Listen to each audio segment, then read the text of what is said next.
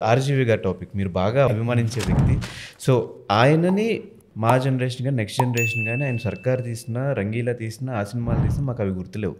ఆయన ఇప్పుడు తీస్తున్న ఆ సినిమాలన్నీ ఏంటి ఈయన ఇలాంటి సినిమాలు చేస్తున్నాడు అనే పాయింట్ ఒకటే మాకు మైండ్‌లోకొచ్చింది. నెక్స్ట్ జనరేషన్‌కి 'ఆర్‌జీవి' ఆ సినిమా తీసాడు, ఈ సినిమా తీసాడు ఇట్లా మాట్లాడుకునే పరిస్థితొచ్చింది. మీ దృష్టిలో ఏంటి ఆయన సక్సెస్‌ఫుల్లా? అన్‌సక్సెస్‌ఫుల్లా? లేకపోతే ఆయన పాయింట్ ఆఫ్ వ్యూ మీకేమైనా అర్థమైందా? One of the greatest success that Indian cinema has ever seen. ఇప్పుడు ఏ డైరెక్టర్ అని అడగండి, హీరో అడిగాడు కాబట్టి ఇలా తీస్తున్నాం, ప్రొడ్యూసర్స్ అడిగారు కాబట్టి ఇలా తీస్తున్నాం, ఎగ్జిబిటర్స్ అడిగారు కాబట్టి ఇట్లా తీస్తున్నాం, డిస్ట్రిబ్యూటర్స్ ఇలా అడిగారు ఇట్లా అడుగుతున్నారు కాబట్టి, ప్రజలు ఇలాంటివి కోరుకుంటున్నారు కాబట్టి ఇలాంటివి తీస్తున్నాం అన్నవాళ్లే ఉంటారు. నేను ఇలాంటి సినిమా తీద్దాం అనుకున్నాను కాబట్టి ఈ సినిమా తీస్తున్నాను అనే ఒకే ఒక్క డైరెక్టర్ ఇండియాలో రామ్ గోపాల్ వర్మ. ఆయన ఫెస్టివల్స్కి పంపించి ఆ ఫెస్టివల్స్లో వచ్చి డబ్బులు తీసుకుందామని, అవార్డులు తీసుకుందాం అనే సినిమా తీలా కదా. ఆయన మ్యాథమెటిక్స్లో ఈ సినిమా ఇంత పెట్టి తీస్తే ఇంత డబ్బులు వస్తాయి, ఈ సినిమా బడ్జెట్కి సరిపోతుంది అనే ఒక మ్యాథ్ తప్ప ఆయన అనుకున్న సినిమానే తీసాడు. ఆయన దిశ ఎన్కౌంటర్ మీద సినిమా తీద్దాం తీసాడు. ఇండియాలో ఏ డైరెక్టర్ తీసాడా? ఎందుకు తెలియదు? అది వర్కౌట్ అవుదండి. మనకి 10 కోట్లు ఎవరండి, 20 కోట్లు ఎవరు? అసలు మనకి సినిమానే కాదండి, రేపు మీ సినిమా ఏంటి సార్?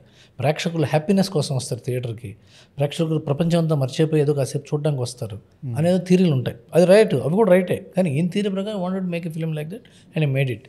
అండ్ ఇంకోటి ఏంటంటే, మీ తరం వాళ్ళు రామ్ గోపాల్ వర్మని తిట్టుకోకూడదు, మీ తర్వాత తరం వాళ్ళు ఆయన ఐస్ క్రీమ్ చూసి అయ్యో అనుకోకూడదు, ఆయన రంగీలాలు గుర్తుపెట్టుకోవాలి అనే అంత కోరిక కానీ డెస్పరేషన్ ఆయనకి లేదు.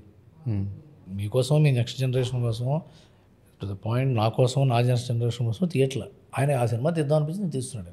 In that way highly successful. And fame, coming to the fame has a time frame. ఒక టైం ఫ్రేమ్లో ఉంటుంది ఫేమ్ అనేది కదా, కొంతకాలం. నాకు తెలిసి నేను గత 10-15 ఏళ్ల క్రితం వరకు గాంధీ గారిని అందరూ గాంధీ గారనే అనేవాళ్ళు.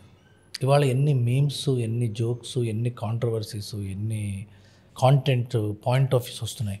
అంతే, ఆయనకి ఆ టైం పీరియడ్ అయిపోయింది, ఆయన మీద కూడా దుమ్ము దులుపుతున్నారు.